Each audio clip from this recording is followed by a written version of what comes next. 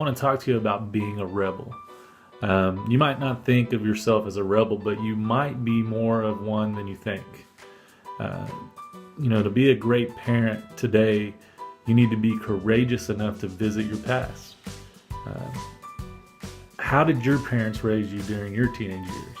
What was the experience like? And what did your parents teach you? What values did they pass down to you?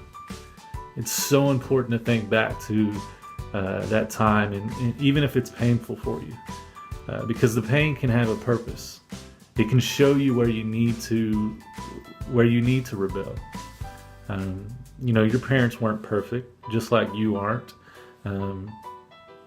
So there has to be some areas where you can give your teenager a better experience than you got.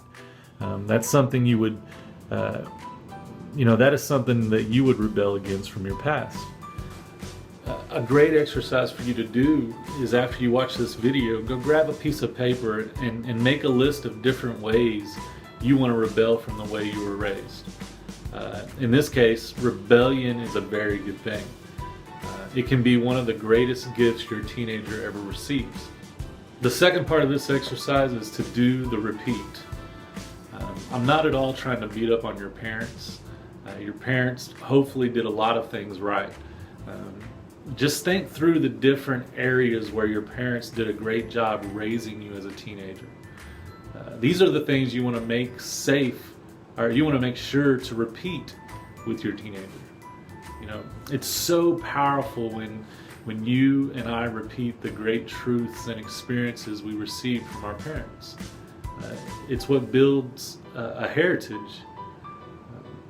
So as you get that piece of paper where you made your rebel, list and make a list called repeat, and fill it up with different ways that you're going to give your teenager what was given to you,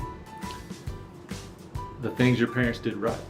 1 Corinthians 11:1 says, "Follow my example as I follow the example of Christ." I love that passage of scripture because it boldly proclaims that I'm not afraid to take responsibility and set a path for you to follow. And as a parent, you're making a path for your teenager to follow.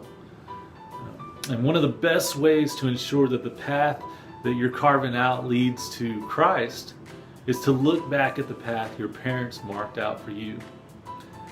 This will allow you to determine what you should rebel against and what you should repeat.